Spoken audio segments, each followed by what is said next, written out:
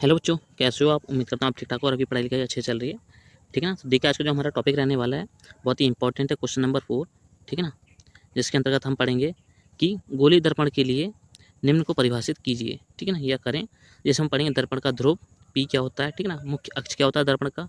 वक्रता त्रिज्या क्या होती है दर्पण की। वक्रता केंद्र क्या होता है दर्पण का। मुख्य फोकस क्या होता है दर्पण का। ठीक है ना। फोकस दूरी क्या होती है और फोकस तल क्या होता है दर्पण का। ठीक है ना। ये क्या है, गोली दर्पण। और गोली दर्पण कितने प्रकार के होते हैं, 2 प्रकार के होते हैं।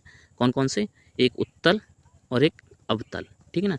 ये 2 मैंने पिछले लेक्चर में पढ़ा दिए थे, दोनों ही बहुत इंपॉर्टेंट है और ये 2 मार्क्स में पूछे जाते हैं। ठीक है ना। मैंने पिछले लेक्चर में बताना भूल गया था आपके लिए, उसके लिए सॉरी प्लीज़। ठीक है ना। तो ये 2 मार्क्स में पूछा जाता है, एवरी ईयर पूछा जाता है कि उत्तल दर्पण क्या है, अवतल दर्पण क्या है, इसके उपयोग बताइए आप। ठीक है ना। ये 2 मार्क्स का क्वेश्चन है आपका पिछले वाला, तो उसको नोट कर लीजिए आप अच्छे से। ठीक है ना। और इसमें से एक न एक नंबर में कुछ ना कुछ पूछ लिया जाएगा। ये 1 2 3 4 5 6 7 पॉइंट है, 7 में से एक न एक पॉइंट पूछ लिया जाता है। ठीक है ना। वो 1 नंबर की परिभाषा में कि आप इसको परिभाषित कीजिए। ठीक है ना। तो देखिए किस प्रकार से हम परिभाषित करेंगे। ठीक है ना। तो अपने क्वेश्चन की ओर चलते हैं। बहुत ही इंपॉर्टेंट क्वेश्चन है, आप अपने कॉपी में इंपॉर्टेंट करके इसको लिख लीजिए। ठीक है ना। तो देखिए कह रहा है यहाँ पे कि प्रश्न नंबर 4 में गोलीय दर्पण के लिए निम्नलिखित को परिभाषित करें। दर्पण का ध्रुव, मुख्य अक्ष, वक्रता त्रिज्या, मुख्य फोकस। ठीक है ना। फोकस दूरी, फोकस तल और वक्रता केंद्र। ठीक है ना। तो देखिए उत्तर हम क्या लिखेंगे सबसे पहले कि सर्वप्रथम दोनों गोलीय दर्पण का चित्र आलेख बनाने पर। ठीक है ना। कौन से गोलीय दर्पण, कि हमने अवतल दर्पण और उत्तल दर्पण के बारे में पढ़ा था, जो कौन से होते हैं, गोलीय दर्पण होते हैं। ठीक है ना। और ये कैसे बने होते हैं, एक कांच की खोखली नलिका होती है कुछ इस प्रकार की। ठीक है ना। ये नलिका हमने कुछ इस प्रकार से इसको जोड़ा आपस में, तो ये हमें क्या प्राप्त हुई, कांच की खोखली नलिका प्राप्त हुई। ठीक है ना। जिसका हमने एक हिस्सा 2 mm का काटा। ठीक है ना। काटने के बाद हमने इसकी, अगर हम इसको काट दें, यहाँ से हमने इसको एक हिस्सा निकाला, यहाँ बाहर साइड में कुछ हमारे पास में एक हिस्सा यहाँ पे प्राप्त हो गया। ठीक है ना। इसको जैसे हमने काटा भी इससे, ठीक, तो अगर हम इसमें बाहर की तरफ से कलाई करते हैं तो हमारे लिए क्या प्राप्त हो जाता है, अवतल दर्पण। ठीक। और अगर अंदर की तरफ से कलाई करते हैं तो हमें क्या प्राप्त हो जाता है, उत्तल दर्पण। ठीक है ना। जो कैसे हैं, गोलीय हैं। ठीक है ना। अब देखिए यहाँ पे कि ये जो है, यहाँ पे हमने कहाँ करी है, बाहर से कलाई करी है, तो यहाँ पे देखिए बाहर से कलाई करी हुई है। ठीक है ना। कौन सा दर्पण कहला रहा है, अवतल दर्पण। ठीक। और यहाँ पे हमने कहाँ करी है, अंदर की तरफ से कलाई करी है, यहाँ देखिए अंदर की तरफ से है कलाई करी हुई है आपके लिए। ठीक है ना। देख सकते हैं आप यहाँ। तो ये कौन सी दर्पण कहला रहा है, उत्तल दर्पण। कैसा, गोलीय उत्तल दर्पण। ठीक है ना। तो ये हमने पिछले लेक्चर में कवर किया था। ठीक। आज हम इसके बारे में और अच्छे से जानेंगे। ठीक है ना। तो देखिए क्या रहा है यहाँ पे, दर्पण का ध्रुव। ठीक है ना। पोल ऑफ मिरर की पोल क्या है, कह रहा है जब कोई प्रकाश किरण जब किसी दर्पण वस्तु, ठीक है ना, बिंदु से टकराकर परावर्तित होती है, तब उस वस्तु बिंदु के परिवर्तित बिंदु को वस्तु का ध्रुव बिंदु पी कहा जाता है। ठीक है ना।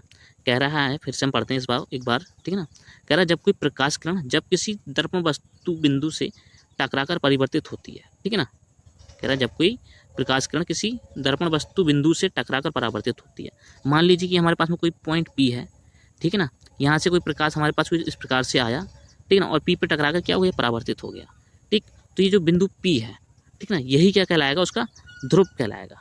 ठीक है ना। किस जगह से वो परावर्तित हुई है। ठीक है ना। जिसको हम क्या बोल देते हैं, पी बोल देते हैं।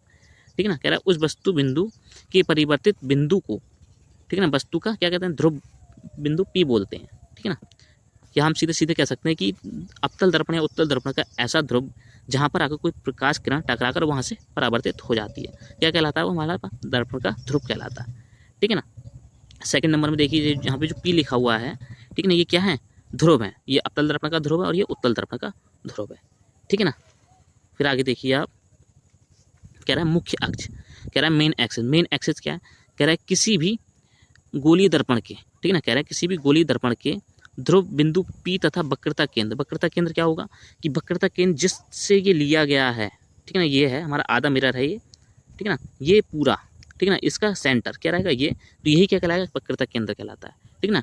हम जरा आप आंसर जो है हम पढ़ रहे हैं उसके लिए जरा देखें जरा, कह रहा है यहाँ पे किसी भी गोलीय दर्पण के ध्रुव बिंदु पी तथा वक्रता केंद्र सी को मिलाने वाली रेखा को मुख्य अक्ष कहा जाता है।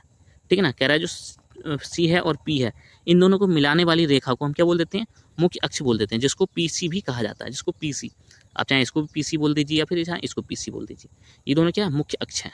ठीक है ना। फिर कह रहा है वक्रता त्रिज्या, जिसको हम क्या बोलते हैं, आर, रेडियस ऑफ कर्वेचर।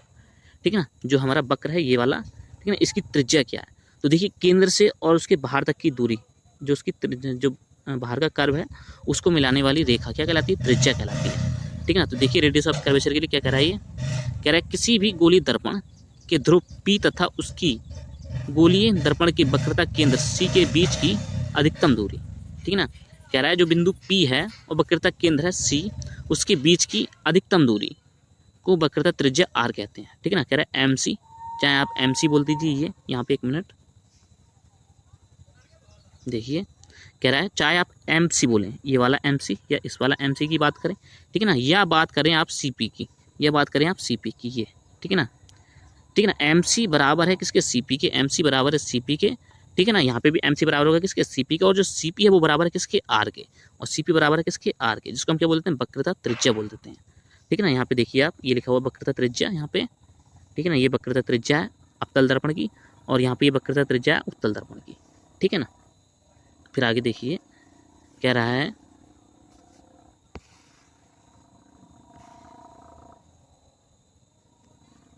वक्रता केंद्र को बताइए। वक्रता केंद्र क्या है, सेंटर ऑफ कर्वेचर, ठीक है ना। एक एक नंबर की परिभाषाएं आप अच्छे से समझ लीजिए इनको, ठीक है ना। आपको केवल समझना है, बाकी बात पेपर में आपको लिख ही देना है कुछ ना कुछ, ठीक है ना। बहुत ही अच्छे से अगर आप समझ लेंगे तो कुछ भी लिख सकते हैं आप वक्रता केंद्र को, अपने द्वारा भी परिभाषा बना सकते हैं इसकी, ठीक है ना।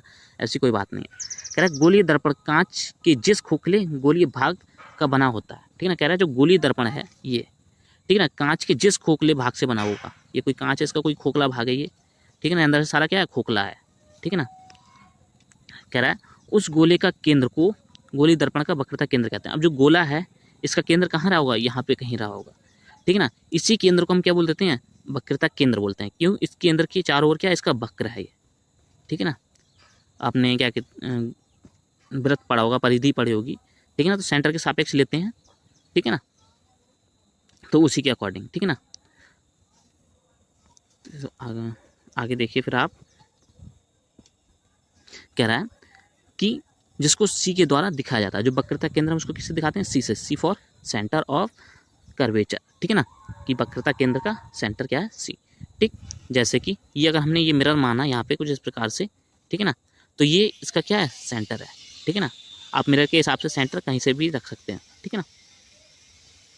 आगे देखिए फिर कह रहा है मुख्य फोकस, ठीक है ना। मेन फोकस क्या रहता है किसी भी दर्पण का, गोलीय दर्पण का, कह रहा है किसी भी गोलीय दर्पण के मुख्य अक्ष के समांतर चलने वाली प्रकाश किरण, ठीक है ना। कह रहा है जो मुख्य अक्ष है, मान लीजिए कि हमारे पास में ये कोई मिरर रखा हुआ है ये, ठीक है ना, ये मिरर रखा हुआ है, ये हमारा क्या है, मुख्य अक्ष है, ठीक है ना। C और P को मिलाने वाली रेखा को हम क्या बोलते हैं, मुख्य अक्ष बोल देते हैं, ठीक। अब मुख्य फोकस क्या है, मुख्य फोकस देखिए, कह रहा है किसी भी गोलीय दर्पण के मुख्य अक्ष, ठीक है ना, मुख्य अक्ष, ठीक है ना, उसके मुख्य अक्ष के समांतर चलने वाली प्रकाश किरण, ठीक, समांतर चलने वाली प्रकाश किरण, ये हमारी समांतर चलेगी इसके, ठीक है ना। प्रकाश किरण दर्पण से टकराकर परावर्तित होकर जिस बिंदु पर मुख्य अक्ष के मिलती है, ठीक है ना, मिलती हुई प्रतीत होती है, ठीक है ना, मिलती हुई प्रतीत हो रही है, ठीक ठीक। फिर कह रहा है उस बिंदु को गोलीय दर्पण का मुख्य फोकस बिंदु कहा जाता है, ठीक है ना, मुख्य फोकस या फिर मुख्य फोकस बिंदु, ठीक है ना। देखिए यहाँ पे आई, यहाँ से परावर्तित होकर कहाँ गई, यहाँ आ गई, ठीक है ना। अब यही एक बिंदु जो रेखा होगी यहाँ से एक यहाँ को जाएगी, यहीं से वापस आ जाएगी, तो ये कहाँ मिलती हुई प्राप्त होती है हमें, यहाँ पे C और P के बीच में, जिसको हम बोल देते हैं F, ठीक है ना, F बोल देते हैं। यही हमारी क्या होती है, मुख्य फोकस होती है, ठीक है ना। अब फिर क्या कह रहा है, जिसको F कहा जाता है, अवतल दर्पण का वास्तविक उत्तल का आभासी होता है, क्या, मुख्य फोकस जो F होता है, ठीक है ना। उत्तल दर्पण का कैसा होता है, आभासी होता है, और अवतल का क्या होता है, वास्तविक होता है, ठीक है ना। कैसे, तो देखिए क्योंकि उत्तल का इस प्रकार से बनता है प्रकाश किरण, ये जब मुख्य अक्ष के समांतर आती चलती हुई तो यहाँ टकराएगी, यहाँ चले जाएगी, ठीक है ना। और जो F होगा वो कहाँ पे होगा, यहाँ पे, कहाँ, पीछे की ओर, यहाँ पे कलाई करी हुई होगी, और जबकि अवतल का कहाँ है, बाहर से कलाई करी हुई है, अंदर की ओर से प्रकाश आ रहा है, यहाँ चला जा रहा है। ये सारा का सारा मटेरियल क्या है, वास्तविक है, और ये कैसा, केवल आभासी है। इस कारण से क्या होता है, उत्तल का आभासी होता है, ठीक है ना। चलिए आगे देखिए, फिर कह रहा है फोकस दूरी, ठीक है ना, फोकस डिस्टेंस। कह रहा है किसी भी गोलीय दर्पण के ध्रुव बिंदु P तथा मुख्य फोकस के मध्य बिंदु को फोकस दूरी F कहते हैं, ठीक है ना। अब R क्या है, देखिए R C से P के बीच की दूरी क्या है, R, ठीक है ना। और R को अगर हम 2 कर दें, डिवाइडेड बाय 2, तो कहाँ है, इसके बीच में कहीं वो रहेगा पॉइंट, ठीक है, जिसको हम स्मॉल f से दिखाते हैं, वो क्या रहता है हमारे पास में, फोकस दूरी रहती है किसी भी प्रतिबिंब की, ठीक है ना, किसी वस्तु की फोकस दूरी क्या है, ठीक है ना। अब यहाँ से आगे देखिए, फिर आप फोकस दूरी आपके लिए समझ में आया। फोकस दूरी क्या होती है? सी और पी के बीच की दूरी को, मध्य की दूरी को हम क्या बोलते हैं? फोकस दूरी कह देते हैं, ठीक है ना। फिर देखिए आप, कह रहा है फोकस तल, ठीक, फोकस तल कह रहा है, फोकस प्लेन जिसको इंग्लिश में बोलते हैं हम, कह रहा है फोकस बिंदु एफ से होकर जाने वाला तथा मुख्य अक्ष के लंबवत तल को फोकस तल कहा जाता है, ठीक है ना। अब इसको समझिए आप, कह रहा है यहाँ पे कि ये जो चित्र बनाया मैंने इसी के लिए बनाया है। कह रहा है कि फोकस बिंदु से होकर जाने वाला, ये फोकस बिंदु से गया, ठीक है ना। और यहाँ पे क्या लगा हुआ? अवतल दर्पण लगा हुआ। यहाँ से क्या होगा? इस प्रकाश का यहाँ से क्या होगा? ये परिवर्तित होकर कहाँ चला जाएगा? ये, ठीक है ना, ये चला गया। और ये हमारा क्या? मुख्य अक्ष। अब इसके लंबवत क्या है? ये, ठीक है ना। इस लंबवत तल को हम क्या बोल देते हैं? फोकस तल बोल देते हैं, ठीक है ना। अगर हमारे पास में मुख्य अक्ष है, ठीक है ना, यहाँ से फोकस से कोई लाइन प्रकाश रेखा गई जो अवतल द्वारा, तो क्या हुई? अवतल दर्पण के द्वारा परावर्तित हो गई, ठीक है ना। और क्या हुई? मुख्य अक्ष की क्या हो गई? समांतर हो गई। अब ये इसके समांतर है, लेकिन फोकस जो है वक्रता केंद्र के क्या है? ये लंबवत है। यहाँ से अगर हम लंबा डाल दें तो क्या है? ये लंबवत है। तो इस कारण से जो फोकस तल है वो क्या है? इसके लंबवत होता है, इसके मुख्य अक्ष के, ठीक है ना, जिसको हम क्या बोलते हैं? फोकस तल बोल देते हैं, ठीक है ना। तो इतना छोटा सा था टॉपिक हमारा, ठीक।